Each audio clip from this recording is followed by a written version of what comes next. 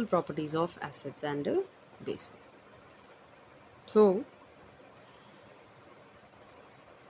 acids and bases in इससे पहला part जो है वो है आपकी पिछली वीडियो में. If you want to see then आप पिछले वीडियो में जाकर वहाँ से आप देख सकते हैं. तो चलिए आज हम बात करते हैं हमारे understanding the chemical properties of acids and bases की. So chemical properties of acids and bases. तो हमने पिछली वीडियो में डिस्कस किया था कि व्हाट आर एसिड्स कैसे होते हैं एंड व्हाट आर बेसिस वो कैसे होते हैं, और उनके लिए हमने किए थे कुछ टेस्ट्स. तो आज हम देखेंगे अपनी इस एक्टिविटी 2.1. इस एक्टिविटी 2.1 में हमें बताया गया है कि आप वेरियस काइंड्स के एसिड्स ले लें. तो बच्चों now you are in 10th standard, तो अभी तो आप सबके लिए एक बिल्कुल इतनी पक्की बात है कि you all have to knowledge about the acids. Sulphuric acid क्या है, उसका क्या फॉर्मूला है, आपको वो पता होना चाहिए. Nitric acid, hydrochloric acid. इस तरह से बोलने की बजाय कि this is HCl, it's not good. आप बोलेंगे सीधा हाइड्रोक्लोरिक एसिड. H2SO4 इस तरह बोलने की बजाय आप बोलेंगे सल्फ्यूरिक एसिड. और आपको पता होना चाहिए कि कौन से एसिड्स हैं और कौन से हैं बेसिस. तो इस एक्टिविटी में यही कहा गया है कि अपनी लैब से वेरियस काइंड्स ऑफ, जैसे लाइक HCl ले लें, लाइक सल्फ्यूरिक एसिड ले लें, हाइड्रोक्लोरिक एसिड ले लें, सल्फ्यूरिक H2SO4 ले लें. मैं एसिड क्यों नहीं बोल रही हूँ, क्योंकि वो हम पता करेंगे टेस्ट से. HNO3 ले लें जिसे हम नाइट्रिक एसिड कहेंगे. CH3COOH ले लें जिसे हम एसिटिक एसिड कहेंगे. अब बच्चों हमें कैसे पता लगा कि ऑल दीज आर एसिड्स. मैं इनके पीछे एसिड शब्द का इस्तेमाल कर रही हूँ. सो हाउ आई नो कि ऑल दीज आर एसिड्स, ये हमें पता लगा इनकी प्रॉपर्टीज को टेस्ट करके.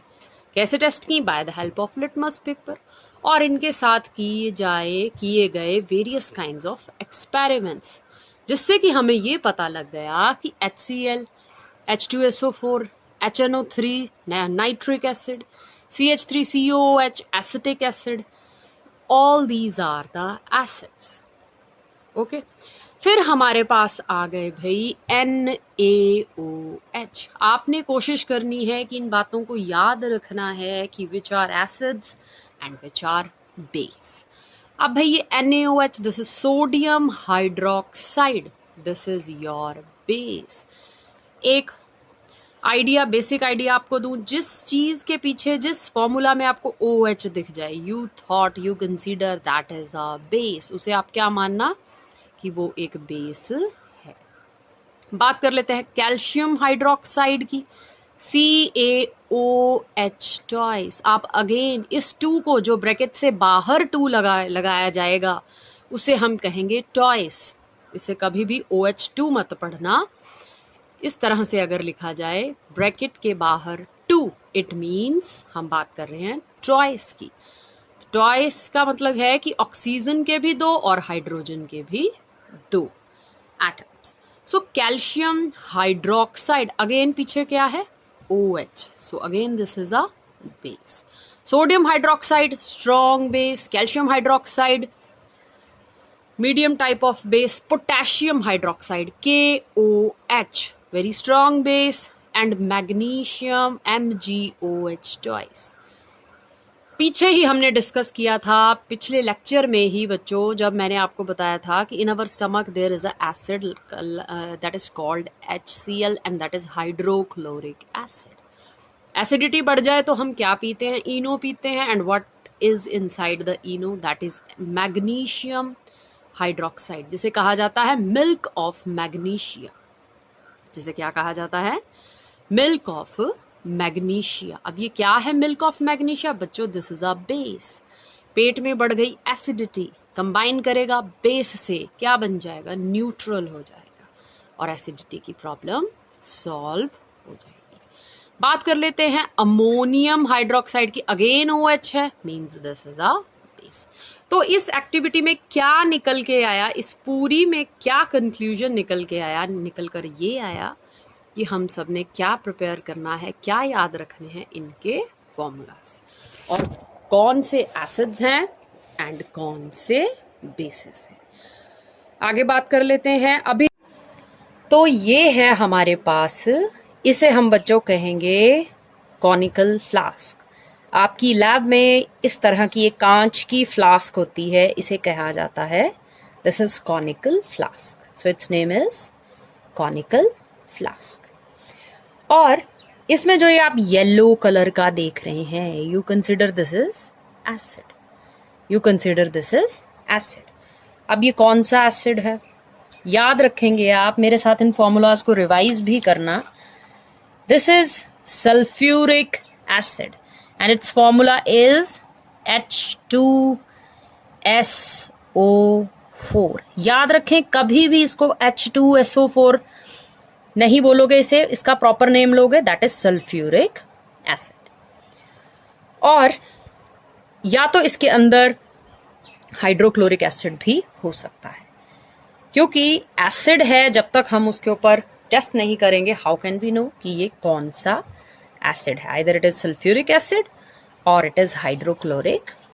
तो ये है हमारी कॉनिकल फ्लास्क, जिसमें कि हम मान रहे हैं कि ये जो येलो कलर, येलोइश कलर का लिक्विड है, वो मान लेते हैं सल्फ्यूरिक एसिड है। अभी डिस्कस किया सल्फ्यूरिक एसिड का formula H2SO4। Sulphuric acid very strong acid और कहा जाता है किंग ऑफ एसिड्स। एसिड्स का अगर कोई राजा है तो वो कौन है भाई? H2SO4 है हमारा किंग ऑफ एसिड्स।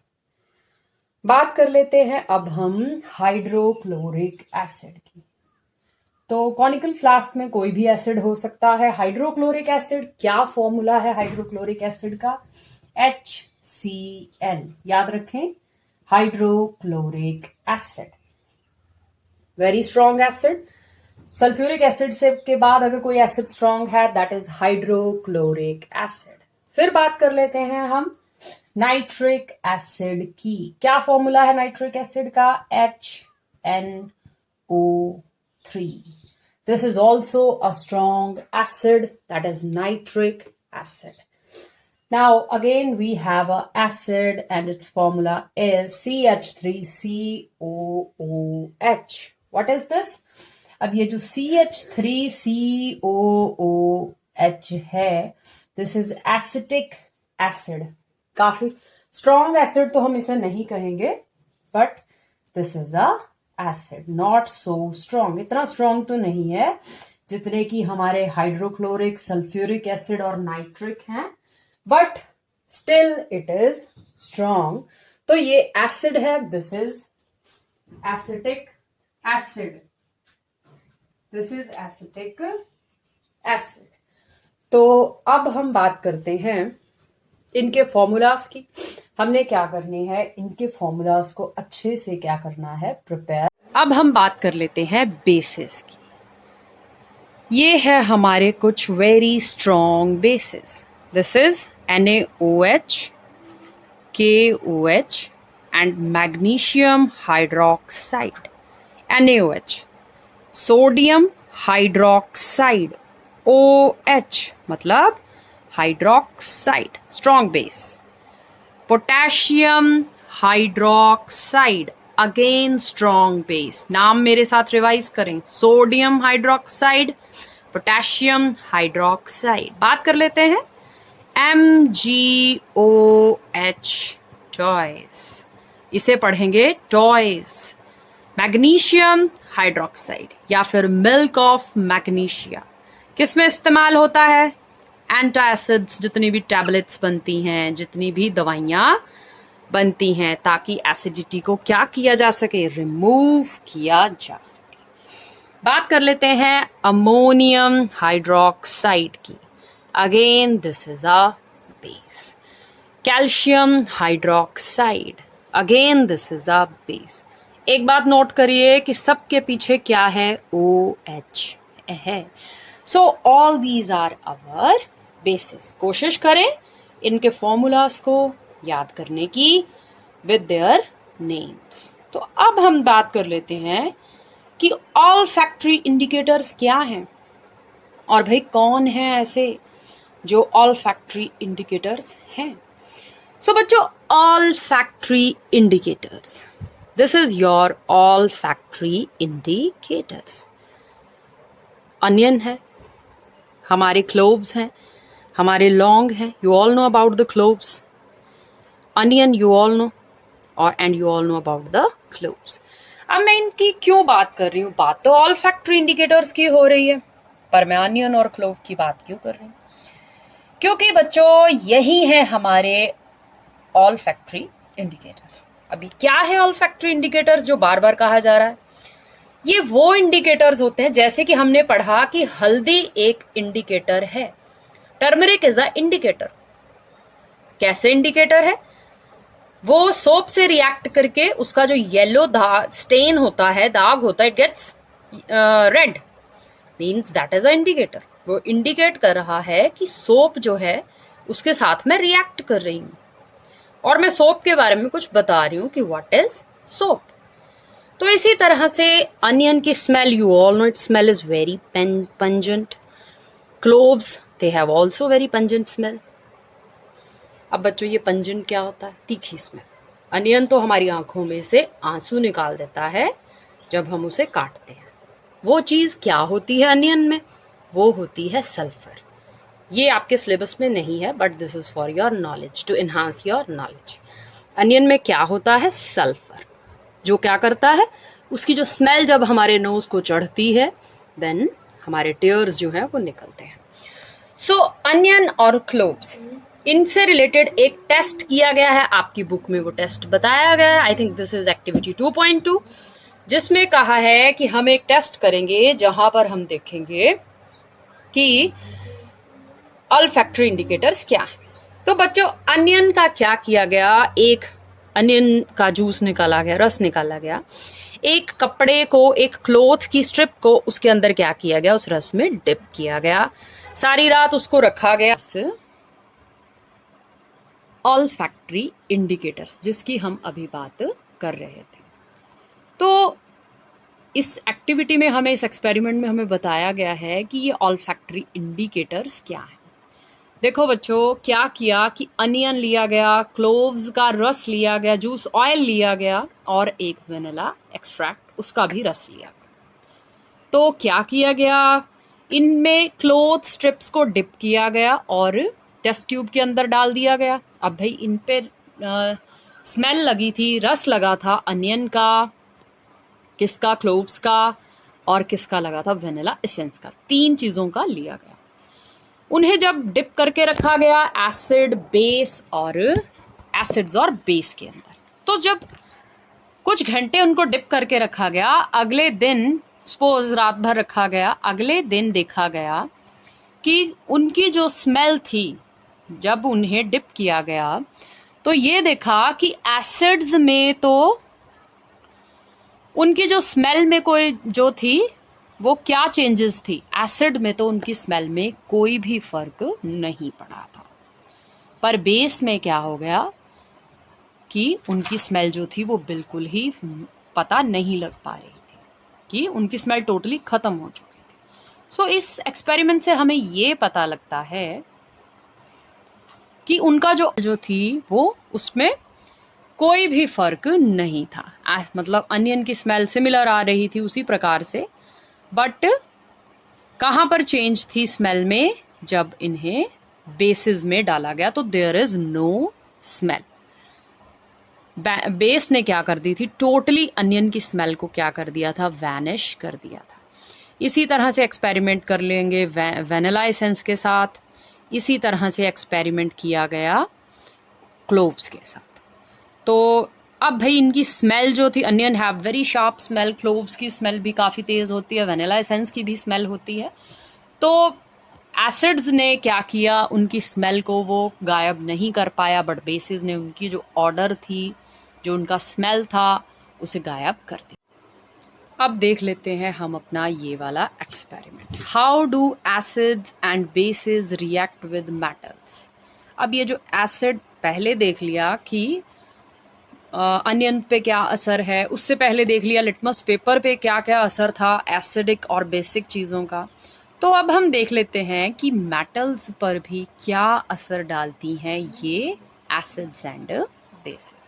इस एक्टिविटी में जो कहा गया है बच्चों, आइए अब हम उसे इस डायग्राम के थ्रू समझते हैं। तो ये है आपके सामने एक डायग्राम, ऐसी ही डायग्राम आपकी बुक पर भी है।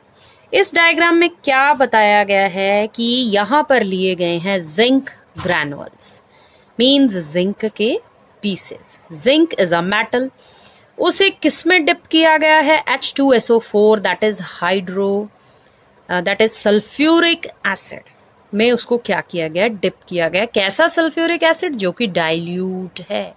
डाइल्यूट मतलब उसकी कॉन्सेंट्रेशन को क्या किया गया है? हल्का किया गया, उसे थोड़ा पतला किया गया है, समझ लें आप, ताकि वो इतना रिएक्टिव ना हो। तो ये जो डाइल्यूट सल्फ्यूरिक एसिड है बच्चों, ये क्या कर रहा है? इसके अंदर डिप की गई है जिंक के ये कुछ ग्रैनुअल्स, ये कुछ पीसेस।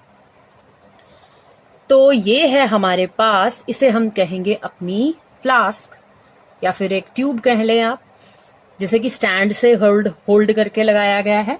इसके ऊपर है ये एक वुडन कॉर्क, एक लकड़ी का कॉर्क लगाया गया है। And this is a tub, ये एक वाटर टब है जिसमें कैसा पानी है भाई? सोपी पानी है, सोप घोल के पानी में डाला गया है।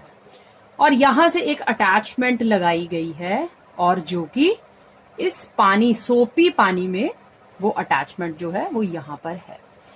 अब क्या किया गया है? ये जिंक के जो टुकड़े हैं, ग्रैनुअल्स हैं, जिन्हें कि हम कह रहे हैं, वो एसिड के अंदर डिप है। और हम देख रहे हैं कि यहां से कुछ बबल्स मींस ये बबल किसके होंगे भाई? गैस के बबल्स होंगे जो कि प्रोड्यूस हो रहे हैं और इस पाइप के थ्रू यहां से इस टब के अंदर जा रहे हैं। और अगेन यहां से बबल्स के रूप में वो बाहर निकल रहे हैं। अब बच्चों ये क्या है? ये जिंक तो मेटल है, तो यहां से ये गैस कैसे प्रोड्यूस हो रही है? तो और आइए से समझते हैं हम एक रिएक्शन की फॉर्म में। अब इसे हम समझते हैं एक केमिकल रिएक्शन से। क्या है? जिंक जो कि मेटल है, किससे रिएक्ट हो रही है? सल्फ्यूरिक एसिड से, H2SO4 जो कि क्या है? एसिड है। कैसा एसिड है भाई? डाइल्यूट एसिड है। तो क्या प्रोड्यूस हो रहा है यहां पर? किसकी प्रोडक्शन हो रही है? जिंक जो है H2SO4 से रिएक्ट करके प्रोड्यूस कर रहा है ZnSO4। ZnSO4 जिंक सल्फेट क्या प्रोड्यूस कर रहा है? Zinc sulphate. प्लस क्या प्रोड्यूस हो रही है? हमारी H2 गैस। क्या निकल रही है? H2 gas. तो यही पर बच्चों, यहां पर यही चीज हो रही है। जिंक मेटल को आपने एसिड में डिप किया, क्या प्रोड्यूस हो रहा है? हाइड्रोजन गैस प्रोड्यूस हो रही है। और जिंक जो था वो कहाँ गया? वो इस सल्फेट से SO4 इससे रिएक्ट होकर क्या बना रहा है? Zinc sulphate. और H2 जो है वो ये बबल्स के रूप में रिलीज हो रहा है। मींस यहां पर बॉटम में क्या बैठता रहेगा? ZnSO4। और हाइड्रोजन गैस जो है वो यहां से बाहर जा रही है। अब how we know this is H2 gas? हमें कैसे पता कि ये H2 गैस है? इसके लिए भी एक एक्सपेरिमेंट किया गया। Hydrogen gas, this is highly explosive gas, बहुत ज्यादा ज्वलनशील गैस है। कैसे पता भाई? जो हमारा सन है, our sun is the mixture of hydrogen gas. किसका बना है? H2 का बना है। उसके अंदर क्या भरी है? हाइड्रोजन गैस भरी है। यू ऑल नो कि कितनी एनर्जी प्रोड्यूस वो करता है। तो इसी तरह से ये जो हाइड्रोजन गैस है, अगर यहाँ से H2 रिलीज हो रही है तो इसका मतलब अगर हम इसके पास एक बर्निंग कैंडल को लाएंगे तो वो क्या होगी, वो क्रैक की साउंड में। तो ये जो हाइड्रोजन गैस है ये क्या करेगी, आग के साथ रिएक्ट करके कैसी साउंड प्रोड्यूस करेगी, पॉप की साउंड प्रोड्यूस करेगी और जलेगी। बर्निंग साउंड बर्निंग यहाँ पर शुरू हो जाएगी। सो यही हमें बच्चों इस एक्सपेरिमेंट से क्लियर होता है। आई होप इस रिएक्शन को आप चाहें तो इस एक्सपेरिमेंट के साथ ज़रूर मेंशन करें, और आपको पता होना चाहिए कि इस एक्सपेरिमेंट में हमें क्या समझाया गया है। सो मिलते हैं अगले लेक्चर में चैप्टर के अगले भाग के साथ। तब तक जय हिंद, जय भारत। वीडियो को लाइक, चैनल को सब्सक्राइब ज़रूर करें इसी तरह के इंटरेस्टिंग टॉपिक्स के लिए। Thank you.